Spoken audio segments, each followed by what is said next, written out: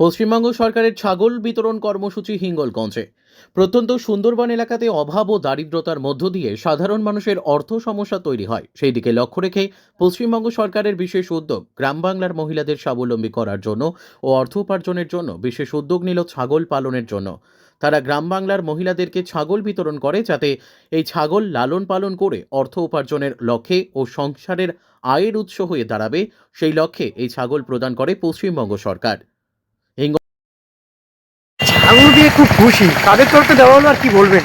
আমরা ব্লক প্রাণী সম্পদ উন্নয়ন আধিকারিক, আমরা ব্লক প্রাণী সম্পদ উন্নয়ন দপ্তর এবং হিঙ্গলগঞ্জ পঞ্চায়েত সমিতির পক্ষ থেকে হিঙ্গলগঞ্জ ব্লকের মোট 10টি সেলফ হেল্প গ্রুপকে, প্রত্যেকটা গ্রুপকে আমরা 10টি করে মেয়ে ছাগল আজকে এখানে বিতরণ করলাম এবং আমাদের এই নদীর এপারে যে জিপিগুলো আছে সেই জিপির এখান থেকে ডিস্ট্রিবিউট করছি। আর নদীর ওপারে গিয়ে আমরা গোবিন্দঘাটি, কালীতলা, সাহেবখালী এইসব জিপিতে আমরা ওখানে ছাগল পৌঁছে দিয়ে এসেছি। ওখানে আমাদের এই গাড়িতে করে ছাগল গিয়ে প্রত্যেকটা সেলফ হেল্প গ্রুপকে 10টা করে ছাগল দেওয়া হবে। টোটাল কত পিস? 100 পিস ছাগল দেওয়া হবে 10টা গ্রুপকে, প্রত্যেক গ্রুপকে 10টি করে।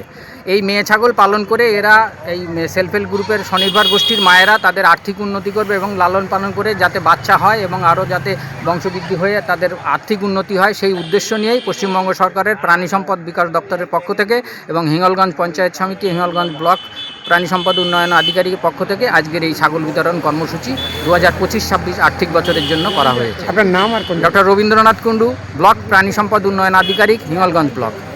খুশি? আমরা ভীষণ খুশি, বনি গ্রুপ থেকে এসেছি, আমাদের ছাগল দিয়েছে গ্রুপে, আমরা ভীষণ খুশি ছাগল পেয়ে। কটা ছাগল পেলেন এখানে? 10টা ছাগল পেয়েছি আমরা গ্রুপে। কেমন লাগছে? ভালো লাগছে। এটা কি পালন করবে? হ্যাঁ, পালন করব, পুষবো, তাদের বাচ্চা কাচ্চা হবে, আমরা বাড়িতেই পুষবো ছাগল। আপনার নাম? লতিফা বেগম।